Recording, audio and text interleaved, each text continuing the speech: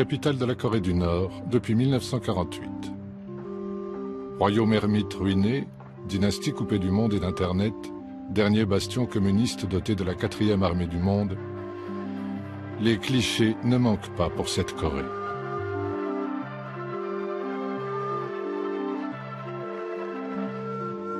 Mais que savons-nous vraiment de ce pays? Sinon qu'en fait, il y a deux Corées.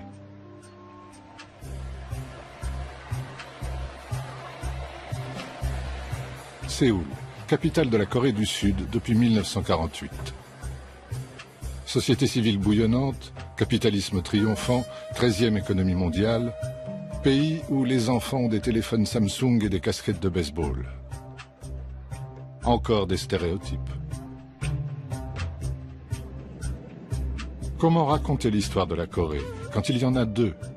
Deux histoires, deux pays aux noms différents, deux États aux drapeaux incompatibles, aux sociétés opposées, séparés par 60 ans de confrontation.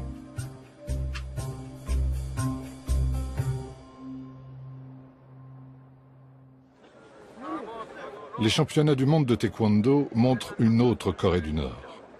800 sportifs de 80 pays sont présents. Mais pas de Coréens du Sud. Ils n'ont pas le droit de se rendre chez le frère ennemi. Ils ne peuvent pas voir le nouveau Pyongyang avec ses portables, ses échoppes, ses échanges et même ses publicités. Entre Sud et Nord depuis 3 générations, toute rencontre, tout coup de téléphone, toute lettre est une affaire d'État.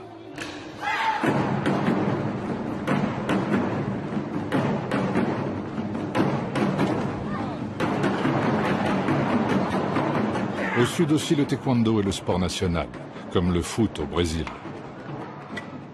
Les athlètes viennent du monde entier, mais pas de Corée du Nord. 45 millions de Coréens au Sud, 25 millions au Nord. Que partagent-ils encore? Des berceuses, des jeux, des rêves? Oui, ils partagent une chose. Chacun vit dans un demi-pays. Tous ont la division en tête.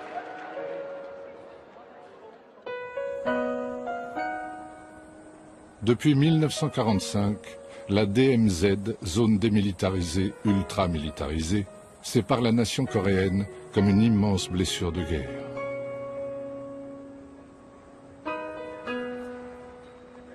Pour comprendre comment on en est arrivé là, des Coréens du Sud et du Nord ont accepté de raconter ensemble leur histoire. Ils le font pour la première fois dans ce film. À cause de la DMZ, la plupart n'ont jamais pu se rencontrer.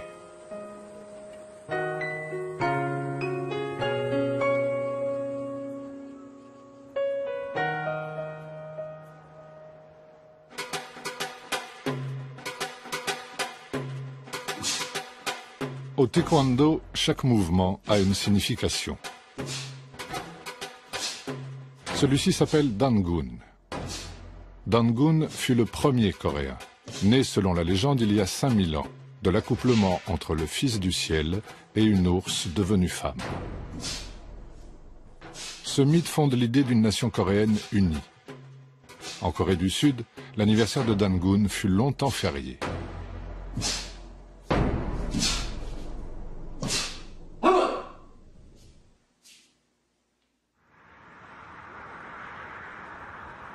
Corée du Nord, plaine de Pyongyang.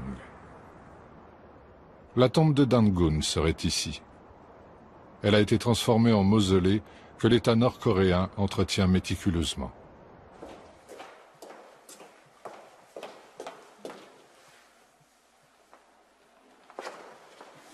Ici, nous avons la boîte qui contient l'esprit de Dangun. Nos ancêtres ont créé des traditions autour de la figure fondatrice de Dangun. Tous les visiteurs viennent ici et réalisent que nous sommes un seul peuple descendant de Dangun, qui doit être réunifié. Nous parlons la même langue, nous habitons le même territoire, ça fait réfléchir.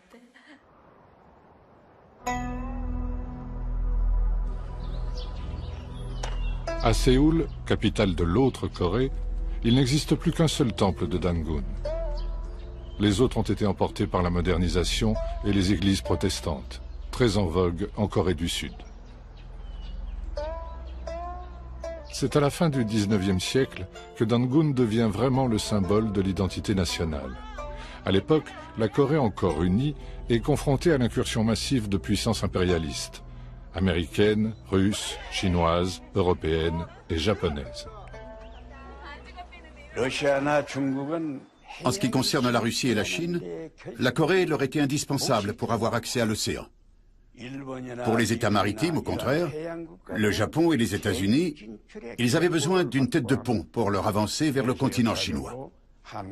Bref, on peut dire que la Corée est historiquement un nœud stratégique pour ces deux puissances continentales et pour ces deux forces navales.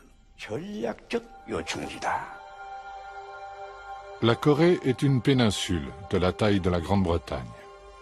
Le nord, séparé de la Chine et de la Russie par les fleuves Yalu et Tyumen, est très montagneux. Le sud sert de grenier à riz. Mais les Coréens se voient surtout en victimes de leur géographie.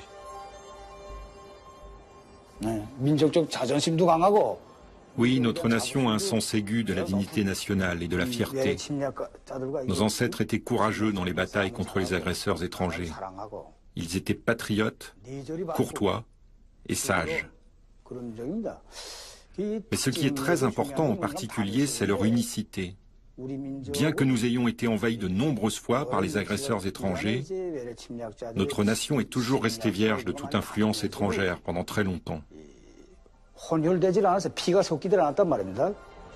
Face aux pressions étrangères, le pays se referme, ce qui lui vaut son surnom, toujours appliqué à la Corée du Nord, de royaume ermite. Pas de commerce, pas de missionnaires, pas d'occidentaux, pas de traités inégaux. En 1905, le Japon l'emporte sur la Russie. En 1910, il transforme le pays en colonie. L'Amérique laisse faire, se contentant des Philippines en contrepartie.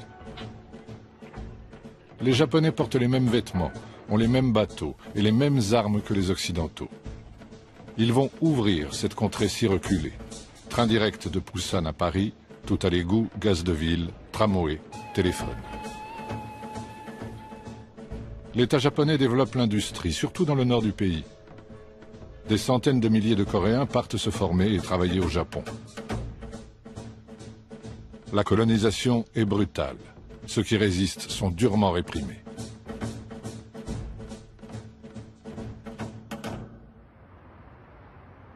La mairie de Séoul est un des principaux vestiges de l'occupation japonaise. À l'époque, Séoul est la plus grande ville du pays. Pyongyang est la seconde.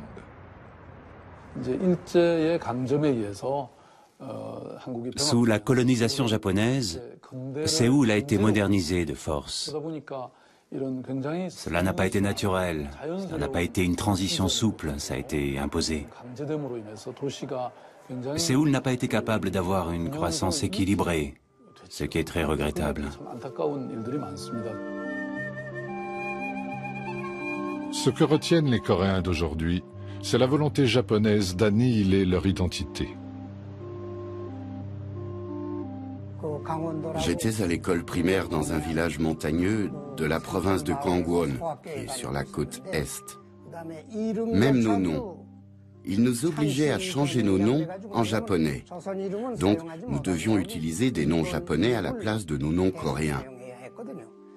Et ceux qui ne le faisaient pas, comme moi, se faisaient battre par leurs professeurs tous les jours. Les Coréens aiment porter des vêtements blancs. C'est notre tradition. Mais les policiers jetaient de l'encre quand ils voyaient des Coréens habillés en blanc. Ça a été appréciable de voir disparaître ces choses. Vraiment, les colonisateurs japonais ont tenté de priver les Coréens de leur identité nationale.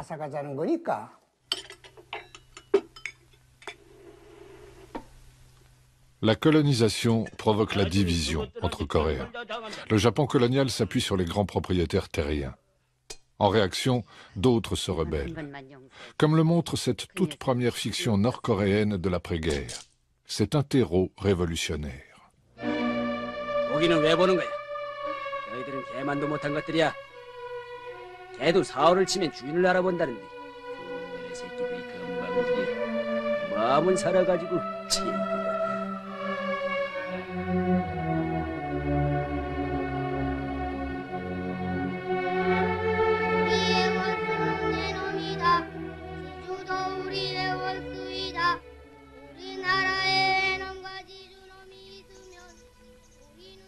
D'un côté, voilà donc des Coréens recrutés de gré ou de force dans la police et l'armée japonaise. De l'autre, des Coréens maquisards qui les combattent à la frontière entre la Corée et la Chine.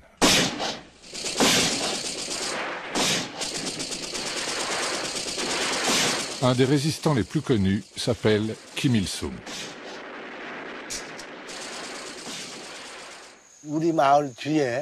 Assis par terre, j'écoutais des histoires racontées par les adultes aux enfants, parlant des résistants anti-japonais cachés dans les montagnes près de notre village. C'était l'époque de la bataille de Pochenbo, donc l'attaque de Pochenbo menée par Kim Il-sung en 1936. À ce moment-là, j'avais 6 ans. C'est la première fois que j'ai entendu parler de Kim Il-sung. Futur père fondateur de la Corée du Nord, Kim Il-sung est né près de Pyongyang. Ses grands-parents sont paysans.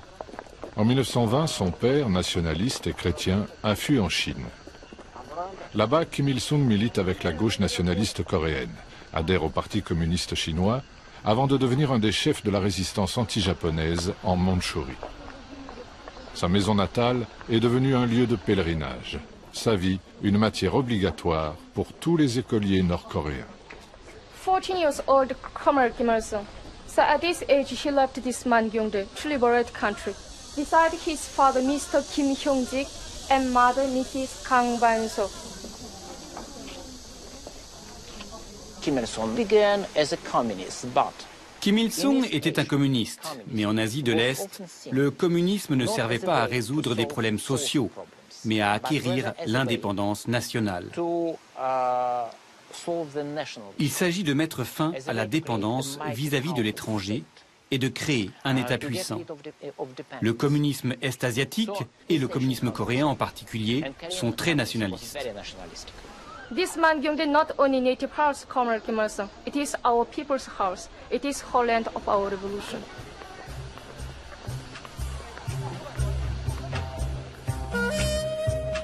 À cette même époque, dans un autre village, naît l'homme qui va largement façonner la Corée du Sud, cette fois.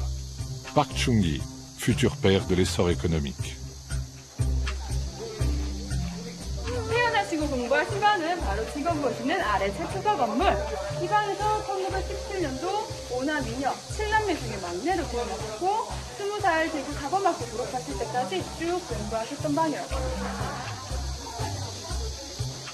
Park Chung-hee commence comme instituteur portant l'uniforme et le sabre japonais. Pauvre mais ambitieux, il saisit sa chance quand le Japon attaque la Chine. En 1937, il devient officier impérial en Mandchourie. Park Chung-hee et Kim Il-sung ont des vies parallèles très intéressantes. Park Chung-hee aussi a été en Mandchourie, mais dans des circonstances très différentes. Il est devenu officier de l'armée impériale japonaise. Donc, même s'ils sont issus du même milieu, d'une certaine manière, Kim Il-sung et Park Chung-hee se sont retrouvés des côtés opposés de cette lutte coloniale et anticoloniale. Il n'y a pas de preuve qu'ils aient combattu l'un contre l'autre ou même qu'ils aient été là-bas au même moment.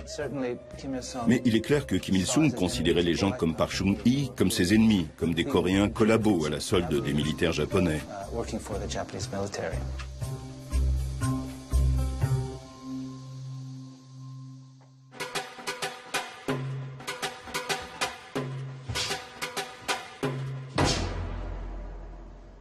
Ce mouvement s'appelle Sam-il. Il célèbre le début de la sanglante lutte des Coréens pour leur indépendance.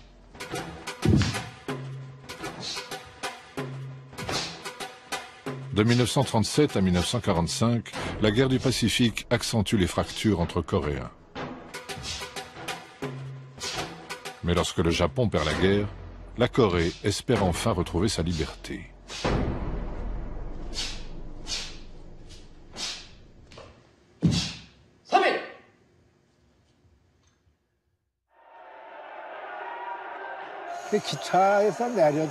Quand je suis descendu du train, place de la gare, un monsieur a sorti quelque chose de sous sa veste et a crié « Vive l'indépendance de la Corée !» Quand je l'ai vu plus attentivement, j'ai vu que c'était le drapeau coréen. C'était la première fois que je voyais le drapeau coréen.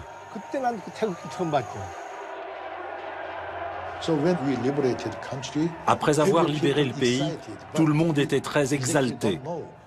Mais on ne savait pas vraiment quoi faire. Juste crier « Hurrah! Vive la Corée indépendante !» Et après ça, l'histoire s'est faite.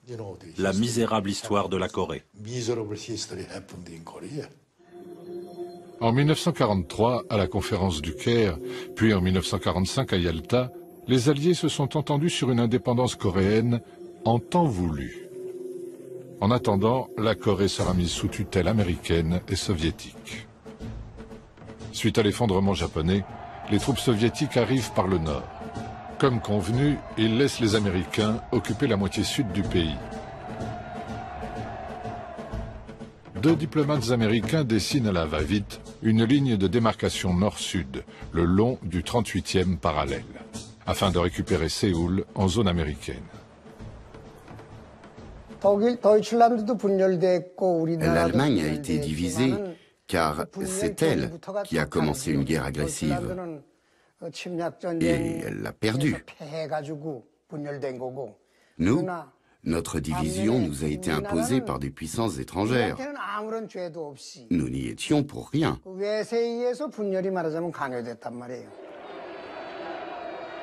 Au sud, un exilé du nom de Syngman Rhee prend le pouvoir avec le soutien des États-Unis.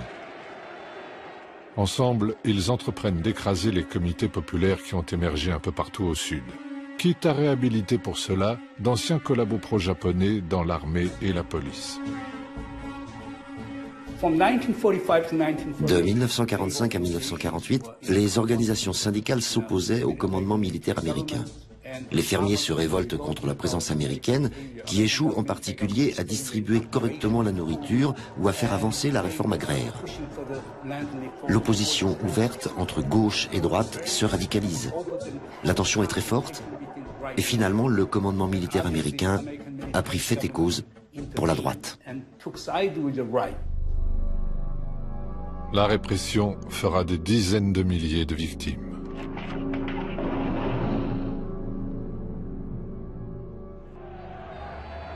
Rentré en Corée avec les soviétiques, Kim Il-sung, 33 ans, a tôt fait d'installer son pouvoir au nord.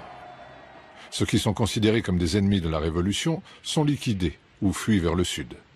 Mais les premières réformes sont très populaires. Il y a eu tant d'événements qui ont été réalisés pendant ces 3 premières années.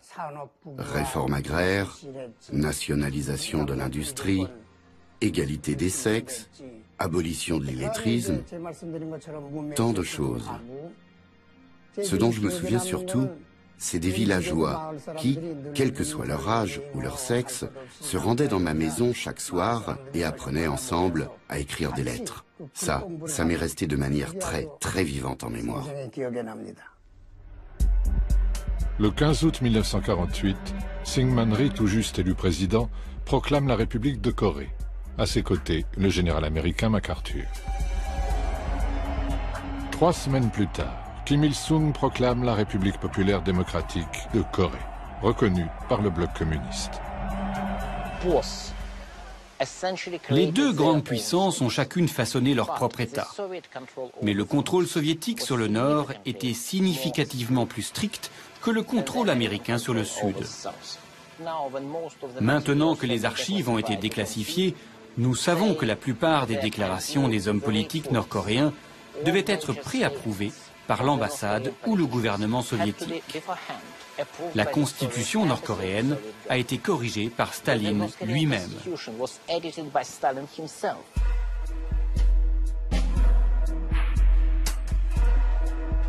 Des deux côtés, on s'arme.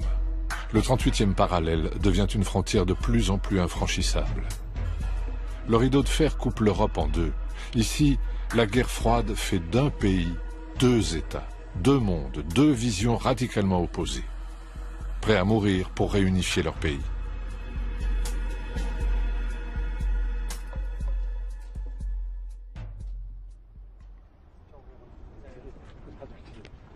La guerre de Corée a commencé le 25 juin 1950. Pour les Coréens du Nord, ce sont les États-Unis les fauteurs de guerre. Après avoir mis la main sur le Sud, l'armée américaine a décidé d'envahir le Nord, puis de chasser Mao et les communistes qui ont conquis la Chine. Mais soutenu par les frères soviétiques et chinois, Kim Il-sung a vaillamment dirigé de ce bureau les armées du Nord, infligeant aux envahisseurs une défaite humiliante.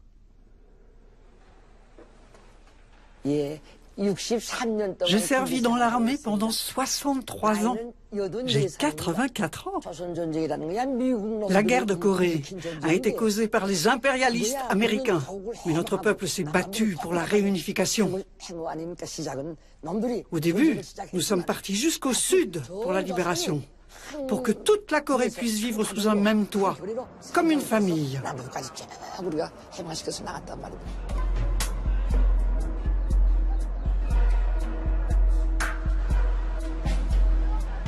En Corée du Sud, l'imposant mémorial de la guerre raconte l'autre version de cette histoire.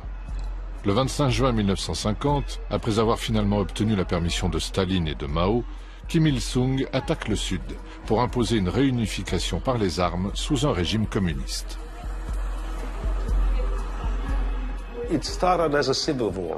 Cela a commencé comme une guerre civile, ça j'en suis sûr. Tant le Nord que le Sud s'étaient préparés à la guerre. Mais il s'est trouvé que le Nord était mieux préparé, et il a attaqué en premier, pour prendre le pouvoir et unifier le pays.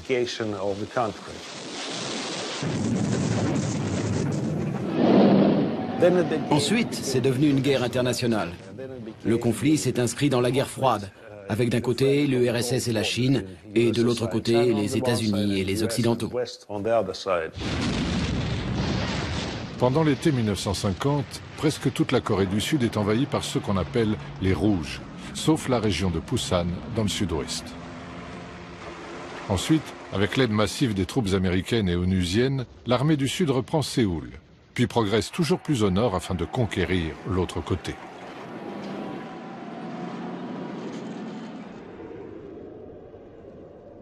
Décembre 1950. Les premiers GIs arrivent à la frontière entre la Corée du Nord et la Chine. À Pékin, Mao l'a plusieurs fois répété. Les troupes américaines aux portes de la jeune Chine communiste sont un casus belli. Quand les États-Unis ont attaqué notre pays, la Chine nous a envoyé ses fils et ses filles, et même le fils du président Mao. On pensait qu'une Corée du Nord plus puissante grâce à notre soutien empêcherait les Américains et les Sud-Coréens de s'approcher de notre frontière. Connaissez-vous le chant de l'armée des volontaires? Vaillants et remontés, franchissons le fleuve Yalu. Défendons la paix et la patrie. C'est pour protéger chez nous. Des centaines de milliers de volontaires chinois prennent la relève des Nord-Coréens épuisés. Le fils aîné de Mao sera tué au front.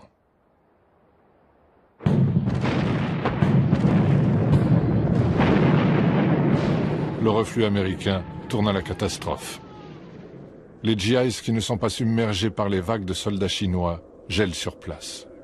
Là où ils le peuvent, ils embarquent hommes et matériels et quelques milliers de réfugiés coréens en haillons. Le port était surencombré de tous ces habitants de l'agglomération de Wonsan. Et tout le monde ne pouvait pas monter à bord. Moi, comme j'étais tout seul, je pouvais monter sur le navire à la sauvette. Je croyais que je pourrais rentrer au bout d'une semaine. J'étais parti avec un livre. Ça n'était pas pour partir à cause d'une question de liberté, seulement pour une question de survie. Il y avait des rumeurs comme quoi, si on restait, on serait bientôt mort, ou qu'une bombe atomique allait nous tomber dessus.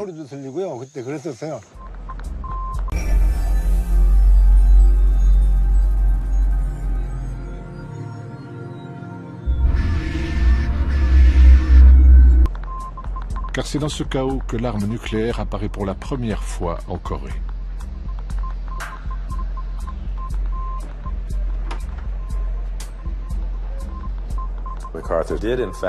MacArthur a effectivement demandé une vingtaine de bombes atomiques au président Truman. Truman lui a refusé. C'est une des raisons qui mènera plus tard au renvoi de MacArthur en avril 1951. Pour MacArthur, ces 26 bombes atomiques devaient vitrifier la frontière sino-coréenne. Cela bloquerait les renforts de Pékin et couperait la Chine communiste du reste du monde. Des plans détaillés sont élaborés. Des bombardiers effectuent des arcs d'approche. Ils lâchent même des leurres au-dessus du Nord pour tester leurs impacts. J'imagine ce que c'était que d'observer depuis les bunkers nord-coréens ces bombardiers B-29 arrivés du Japon, sans savoir s'ils allaient lancer une vraie bombe atomique ou une fausse. Pour éviter une troisième guerre mondiale, l'option nucléaire est abandonnée. À l'été 1951, le front se stabilise plus ou moins à son point de départ. La guerre devient une guerre de tranchées. Pour faire plier la Chine et la Corée, le bombardement systématique du Nord commence. L'US Air Force a répertorié les destructions par bombardement. Les chiffres sont clairs. En moyenne, elles étaient plus importantes en Corée du Nord qu'au Japon et en Allemagne pendant la Seconde Guerre mondiale.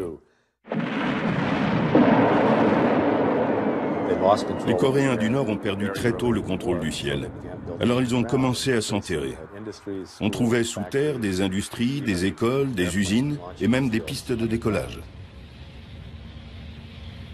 À Pyongyang, il n'y avait plus rien. C'était des ruines. Il n'y avait plus une seule maison debout. Tout le monde vivait à moitié sous terre. C'est là que les élèves allaient à l'école. Et c'est là que le peuple coréen s'est mis à reconstruire. Des brigades reconstruisaient les voies ferrées, mais aussi les routes. Les Coréens n'étaient pas morts, mais bien vivants.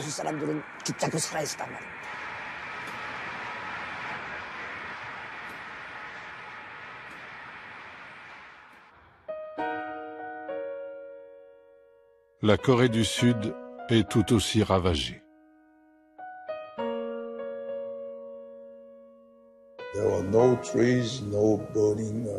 À la fin, il n'y avait plus d'arbres, plus de buildings, plus de rationnement, rien.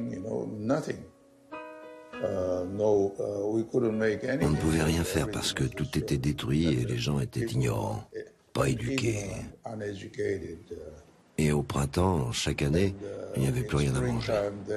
C'était une époque très difficile. Personne n'arrive à imaginer ça aujourd'hui. En 1953, Staline meurt. Les taux de la guerre froide se desserrent.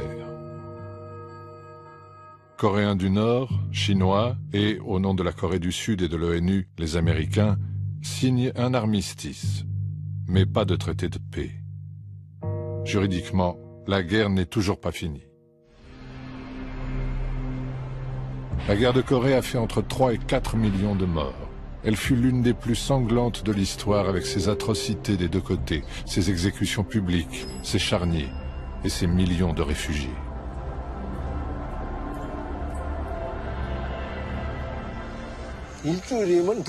Je suis donc arrivé à Busan, en Corée du Sud, en me disant que je rentrerai chez moi après une semaine. Voilà 60 ans que je vis ici.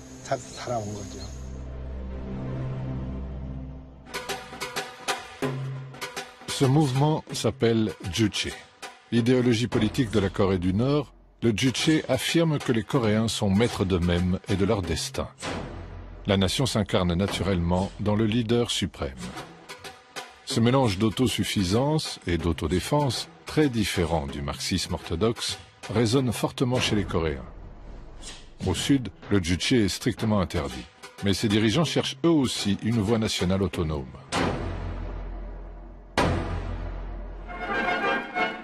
Пхеньян сегодня – это трудовой энтузиазм народа.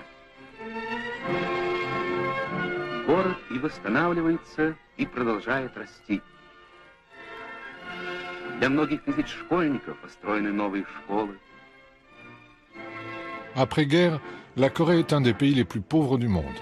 Au nord, les grands protecteurs, URSS et Chine, poussent à une reconstruction rapide.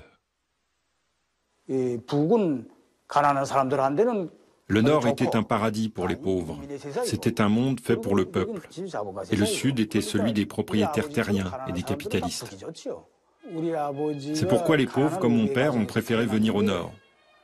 Il était né dans une famille de pêcheurs pauvres. Il n'avait pas de travail fixe. Ensuite, pendant la guerre, il a rejoint l'armée volontaire. Il s'est battu, puis est allé à l'université.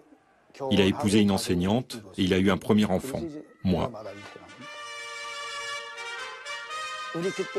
À ce moment-là, notre grand leader a donné des instructions pour refonder le pays. Que ceux qui ont de l'argent donnent de l'argent. Que ceux qui maîtrisent une technique l'utilisent. Que ceux qui ont la force physique s'en servent. Telles étaient ses instructions pour reconstruire le pays. Nous les avons suivies et c'était vraiment extraordinaire. Le tout-puissant Parti des travailleurs de Corée ordonne la collectivisation de l'agriculture, de l'artisanat et de la plupart des PME. La nourriture est distribuée en fonction des mérites. Les travailleurs auront le plus, les familles d'ex-collabos japonais le moins. C'est une société où tout le monde travaille dur et reçoit plus ou moins le même traitement de la part de l'État. Nourriture gratuite, santé gratuite, scolarité gratuite, logement gratuit. On y trouve des officiels qui savent tout et surtout, il y a un grand leader qui est un génie, qui est au-dessus de tout le monde, un demi-dieu qui dirige cette société merveilleuse. Cela convenait très bien à la majorité des Coréens. Et je crois que pendant longtemps, le projet nord-coréen a été nettement plus populaire que le projet sud-coréen.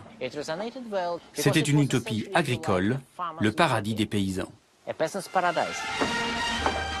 La Russie fournit des usines.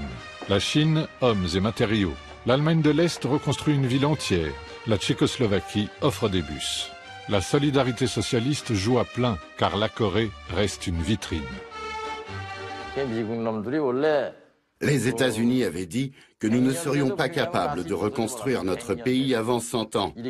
Mais dès la fin de la guerre, notre peuple, tous ensemble, on a été capables de reconstruire notre ville en 10 ans, à partir du projet qui avait été conçu auparavant.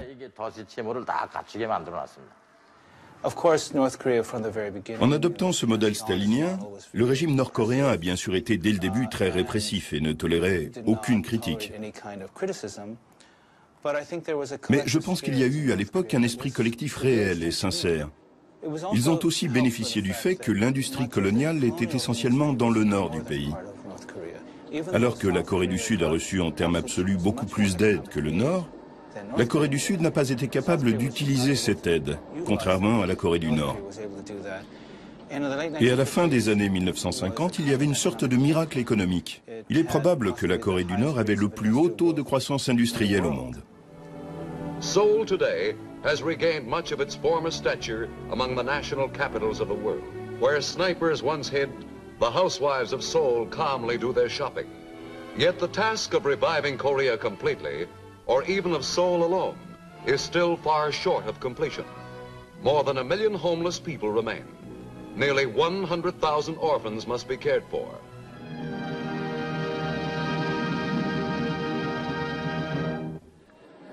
La Corée du Sud est certes 2 fois plus peuplée que le Nord, mais c'est un pays agricole très arriéré. Le régime Syngman Rhee, corrompu, est fortement contesté en interne. L'armée est la seule institution qui reste. Je travaillais sur les questions de développement économique. La Corée était décrite comme un cas désespéré, sans ressources naturelles, corrompu. Et ce qu'il y a de plus drôle a posteriori, c'est qu'elle semblait murée dans un confucianisme qui enseigne aux messieurs à ne pas travailler, à s'habiller en blanc et à porter les ongles longs pour afficher leur mépris du travail manuel. Voilà la perception de la Corée d'il y a 50 ans. Cela a pris du temps avant que quiconque ne devienne optimiste sur l'avenir de ce pays.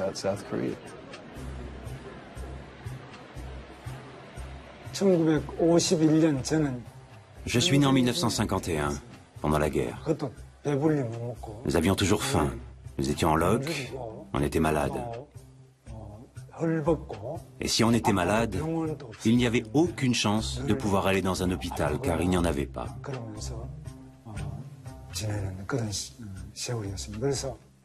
Il faisait aussi très froid. Mon rêve, c'était d'avoir au moins une paire de chaussettes, le jour de l'an, en hiver, quand il fait encore très froid. Heureusement, aujourd'hui, j'ai beaucoup de chaussettes. Déjà dévasté par la guerre, Séoul est envahi par des paysans fuyant la misère rurale. Les bidonvilles sont légion. Les grands ensembles poussent partout, symbole de ce nouveau modèle urbain à l'occidental.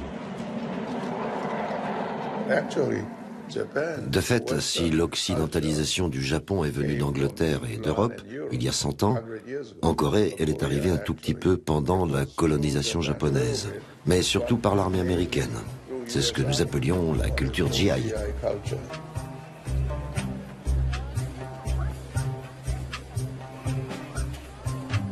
Ceux qui croient en leur pays sont les premiers entrepreneurs sud-coréens.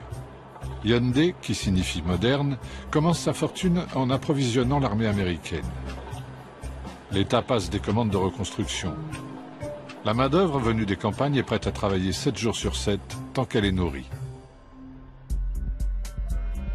En 1960, d'énormes manifestations étudiantes renversent Syngman-rhee. Un court instant, une démocratie brouillonne s'impose.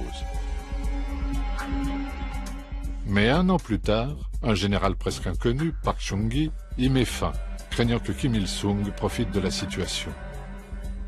La junte au pouvoir parle de révolution. Elle veut industrialiser le pays à marche forcée. Relancer l'économie, c'est être capable de se défendre lors d'un prochain conflit. Au moment de notre révolution militaire, le président Park Chung-hee était un général 2 étoiles. Je l'ai bien connu. Il était très rigide, austère et patriote. On ne trouve plus de gens comme ça aujourd'hui.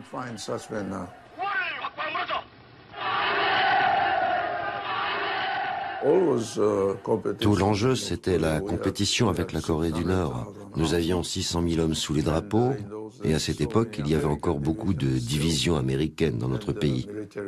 Il y avait aussi beaucoup d'aides militaires. Il fallait défendre notre pays car on ne savait jamais. Nous avions toujours à l'esprit la Corée du Nord. Park se compare à Bismarck, Napoléon ou Atatürk. Il commence par rassurer Washington, inquiet que son frère ait jadis été un insurgé communiste. Il envoie des milliers de mineurs et d'infirmières en Allemagne, qui rapportent des devises au pays. Il lance un plan quinquennal, des industries lourdes, des exportations en tout genre. Hyundai, Samsung ou Daewoo, ces grands groupes multifonctions, sont aidés à condition de suivre les exigences de l'État. Nous avions besoin d'investissements pour développer notre pays. Ce que Park Chung-hee a fait, c'est de normaliser les relations avec le Japon, ce qui lui a permis de recevoir 300 millions de dollars de réparation de guerre et 200 millions de prêts. Et ça, il s'en est servi pour financer des projets, comme la construction d'autoroutes pour Hyundai, des bateaux pour Hyundai. Ainsi, ils ont pu commencer avec de l'aide. À partir de 1965, Park envoie 2 de ses meilleures divisions soutenir l'Amérique au Vietnam. Leurs salaires servent à l'État pour ses projets de développement. Cela permet aussi de garantir le soutien de Washington le long de la DMZ.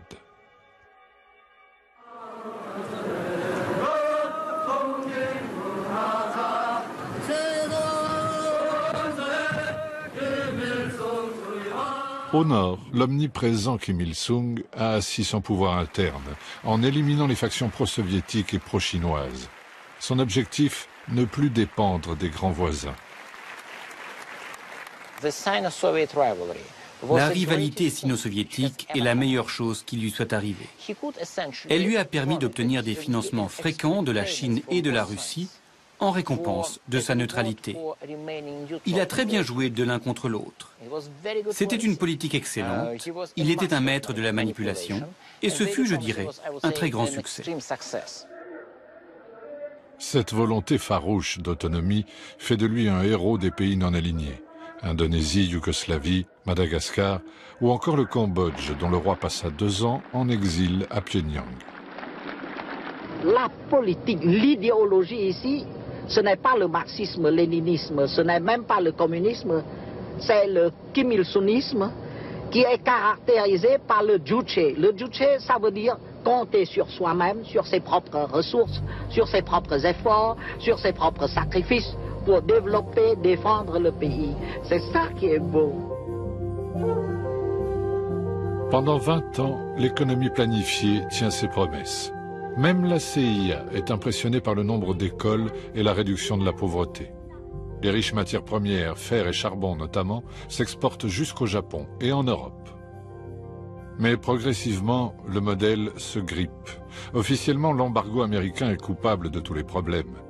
Mais dépenses improductives et déboisement des campagnes qui provoquent l'érosion des terres marquent aussi les limites de ce système monolithique et ultra centralisé.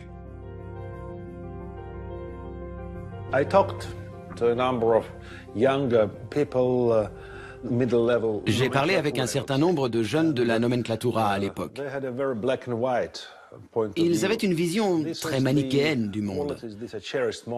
Voici les qualités qui étaient privilégiées pour faire carrière dans le système nord-coréen.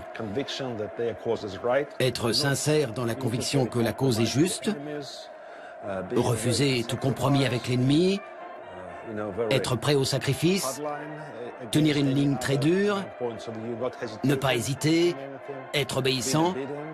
C'est comme ça qu'on faisait carrière.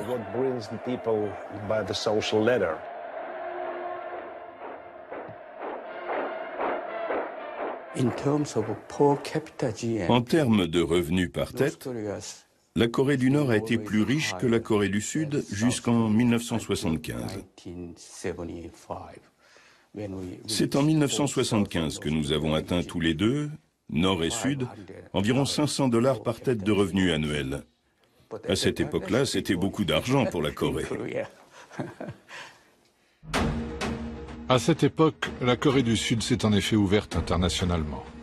Suite au premier choc pétrolier, les grands groupes se lancent dans l'exportation massive d'acier, de bateaux, de voitures, mais aussi de main-d'œuvre docile et bien formée. Hyundai envoie 160 000 travailleurs au Proche-Orient, ces chantiers lui rapportant jusqu'à 10 milliards de dollars par an. La croissance explose. Cela va devenir le modèle coréen, du Sud cette fois.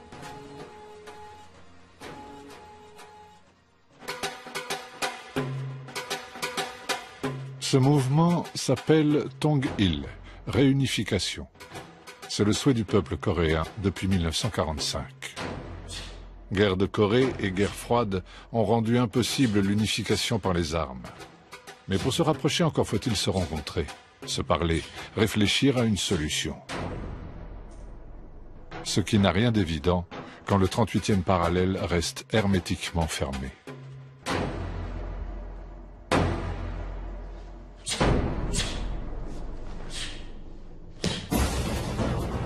De 1953 à la fin des années 60, le conflit en Corée menace de reprendre à tout moment. Les escarmouches sont nombreuses, les espions partout. En 1968, on craint même une extension de la guerre du Vietnam. Un commando nord-coréen envoyé pour assassiner Park Chung-hee arrive jusqu'au palais présidentiel de Séoul. Le 21 janvier 1968, un commando nord-coréen est arrivé de Pyongyang jusqu'ici, juste derrière cette maison, dans l'arrière-cour de notre résidence présidentielle. Les Sud-Coréens les ont capturés après de violents combats. Suite à cet événement, beaucoup de Sud-Coréens ont fui la Corée et se sont installés aux États-Unis. Et les autres ont commencé à amasser, vous savez, des nourritures instantanées, des pâtes, etc., dans l'attente d'une nouvelle guerre. Vraiment, l'insécurité était inséparable de notre mode de vie coréen des années 1970. Sur les 31 membres du commando, 30 sont tués ou se suicident avant d'être capturés. 2 jours plus tard, le bateau espion américain Pueblo est intercepté par la flotte nord-coréenne. Capture humiliante, qui reste un haut fait de la guerre froide pour la Corée du Nord. Les Américains essayaient à nouveau d'occuper notre pays. C'est pour cela qu'ils avaient envoyé le bateau espion Pueblo. Mais il a été capturé par notre marine héroïque. Après 1 an, nous avons libéré l'équipage du bateau. Ce qui signifie que l'affaire Pueblo était au cœur de l'actualité pendant toute cette année. C'était ma première année au service militaire. Toutes ces scènes ont été filmées à l'époque. Elles se trouvent dans les archives ici. Parmi les soldats qui ont été libérés, il y en a un qui avait peur d'être à nouveau attrapé. Il regardait tout le temps derrière lui, provoquant l'hilarité générale. Il y a beaucoup de scènes drôles de cette libération.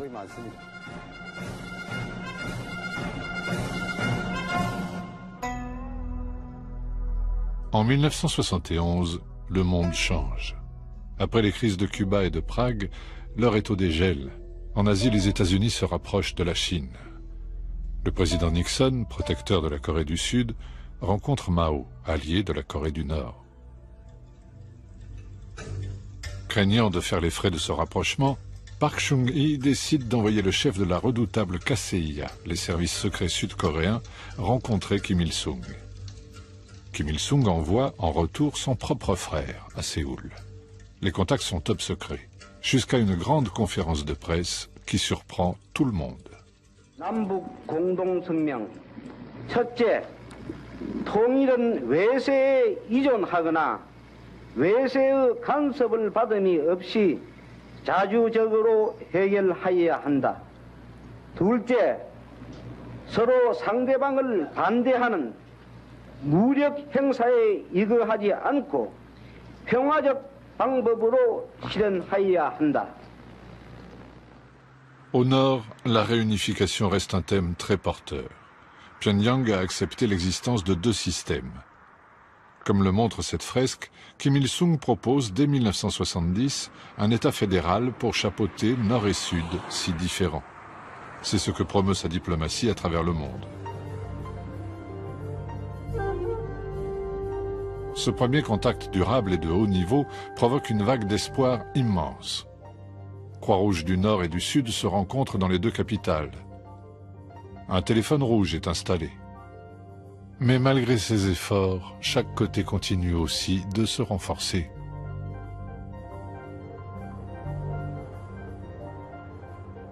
En 1973, la CIA nomme un nouveau chef de station à Séoul. Son contact local était le bras droit de Park Chung-hee, Lee Woo-rak lui-même. Je l'ai appelé. Alors, comment c'était d'être en face de votre ennemi de toujours? Et il m'a dit, c'est un homme très fort. C'est un sacré bonhomme. Il est le seul à décider. Il était très positif. Lee Woo-rak voyait les contrôles que Kim Il-sung exerçait sur son peuple comme quelque chose de positif. Il est revenu voir Park Chung-hee et lui a dit, si nous voulons discuter avec eux d'égal à égal, nous devons nous aussi imposer des contrôles comme ça chez nous. Lee Woo-rak a rapporté de sa rencontre avec Kim Il-sung le pire des messages. Dans la foulée, Park Chung-hee promulgue en effet une nouvelle constitution taillée sur mesure, se déclare président à vie et renforce la répression. Dans ces années-là, 1970, 1971, j'ai été arrêté par la police. J'ai été emprisonné dans la maison de détention. En ce qui me concerne, j'ai connu toutes les salles de torture qui existaient. Celle de l'armée, celle des services secrets, la KCIA, celle de la police, et même une salle secrète de torture. La cible la plus célèbre du régime est Kim Dae-jung. Cet opposant de gauche, très populaire, a failli remporter les précédentes élections contre Park Chung-hee. Kim Dae-jung survivra à plusieurs tentatives d'assassinat et deviendra un grand homme d'État. Mais la réalité violente de la péninsule a tôt fait d'emporter les rêves d'un rapprochement rapide. En 1974, lors d'un discours de Park, un homme a tenté de tuer le président. Son garde du corps réplique. Madame Park est tuée par une balle perdue. Le Sud accuse le Nord d'être derrière le meurtre. La peur est de retour.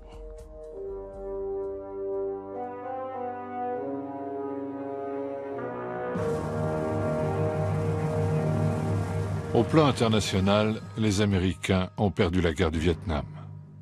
Qui sait, peut-être vont-ils un jour retirer leurs missiles nucléaires déployés depuis 1958 en Corée du Sud. Park Chung-hee décide de doter son pays de la bombe atomique. Nous avions des informations sur les Coréens du Sud en train d'acheter une usine de retraitement nucléaire en France. De quoi transformer le combustible en plutonium de qualité militaire. Bien sûr, les Coréens nous disaient que ce n'était pas pour des armes, mais à usage civil et autres bêtises. Donc, nous avons contacté le gouvernement français, on leur a dit « Écoutez, nous avons toujours 40 000 hommes le long de la DMZ. S'il vous plaît, ne déstabilisez pas la situation. » Le contrat a finalement été annulé.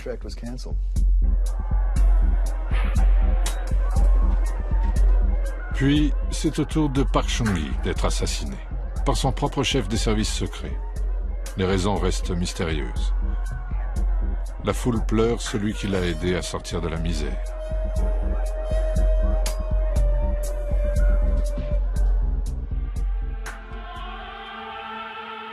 Pour assurer la continuité du pouvoir, Kim Il-sung a commencé à former Kim Jong-il, son fils aîné, pour lui succéder un jour. Ce système dynastique choque les alliés communistes, mais paraît normal dans le système du Juche.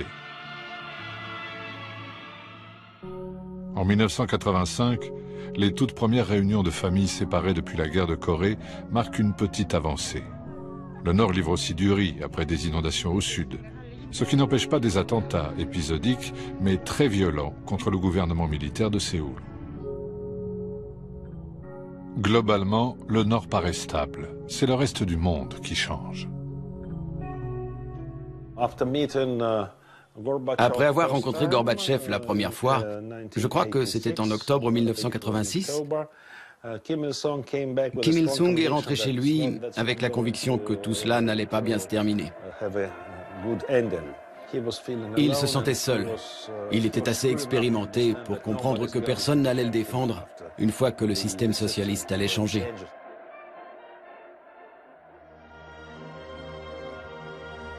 Pékin et Moscou s'intéressent de plus en plus au nouveau marché sud-coréen et de moins en moins à l'économie vieillissante du Nord.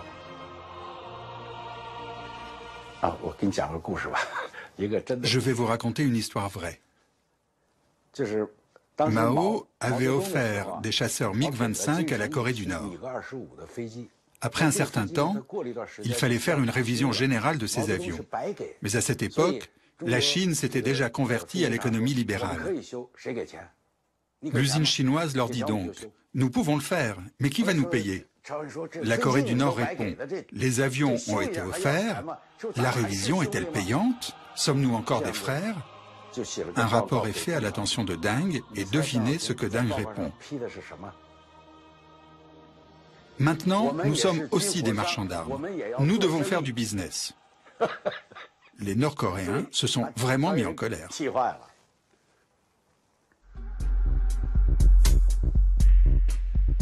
Au même moment, au sud, 10 ans d'émeutes, de massacres et de manifestations font enfin céder les militaires. En 1987, Séoul organise ses premières élections présidentielles libres. L'année suivante, les Jeux Olympiques sont vécus comme la consécration de cette ouverture. Ces Jeux Olympiques ont donné aux Coréens confiance en eux-mêmes et les ont rendus fiers. Ils se sont ouverts au monde. C'est en cela que les Jeux Olympiques de Séoul ont été tellement importants. Aucun pays socialiste n'a suivi le boycott exigé par le Nord, hormis Cuba. L'équilibre de la guerre froide est en train de se modifier, mais la Corée unie reste un rêve lointain. Ailleurs dans le monde, même en Europe, la guerre froide s'est terminée à ce moment-là. Mais dans la péninsule coréenne, elle continue toujours.